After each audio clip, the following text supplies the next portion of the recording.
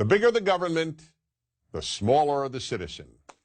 This is one of the most important realizations about society you will ever have. In fact, this understanding is the primary reason for America's unique success as both a free and affluent society. Everything gets smaller as the government gets bigger. Liberty gets smaller, individuality gets smaller, goodness gets smaller, and human character gets smaller. This is not a political point on behalf of a political party. It is simply an observable fact, and it's just common sense.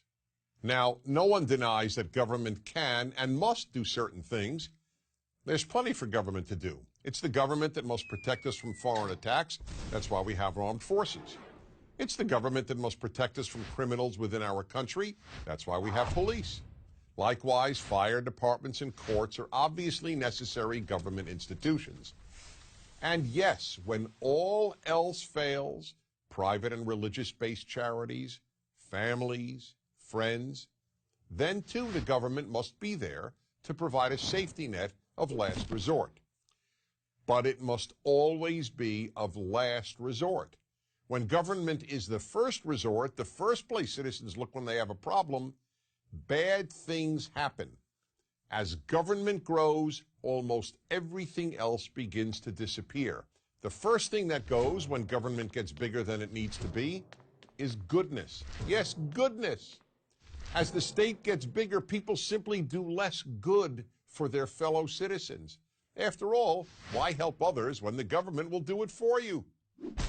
This is the reason that, as noted by the international nonprofit organization Charities Aid Foundation, and shown in study after study, Americans give more charity and volunteer more time to help others than do Europeans, not to mention just about everybody else in the world.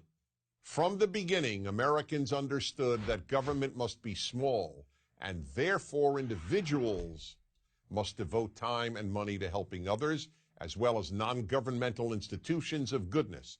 They have to be large and plentiful.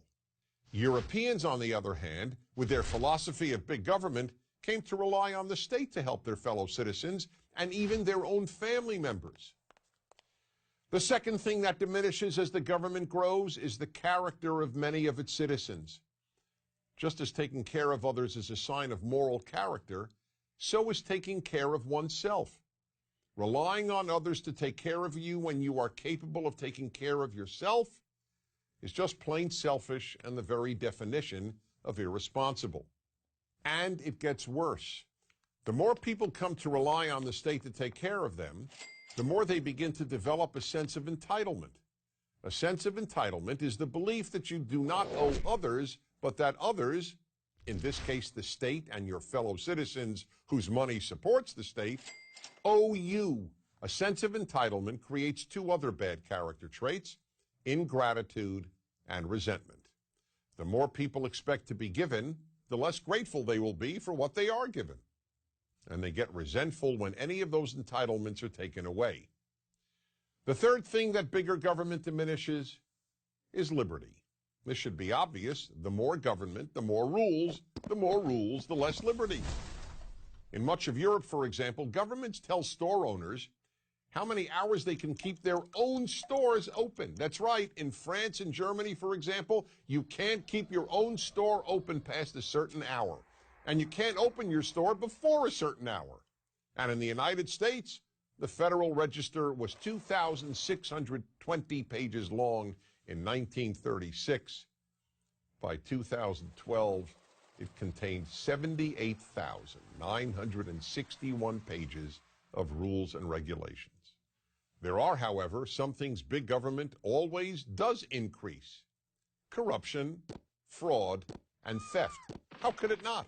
Unless you think people are angels and that political power attracts angels, you know that a lot of people with almost unlimited power and with access to almost unlimited sums of money will abuse those powers. So for all these reasons, small government was the vision of the people who founded the United States of America. It is the major reason America has given more people more freedom and more opportunity to live a better life than any other country has. I'm Dennis Prager.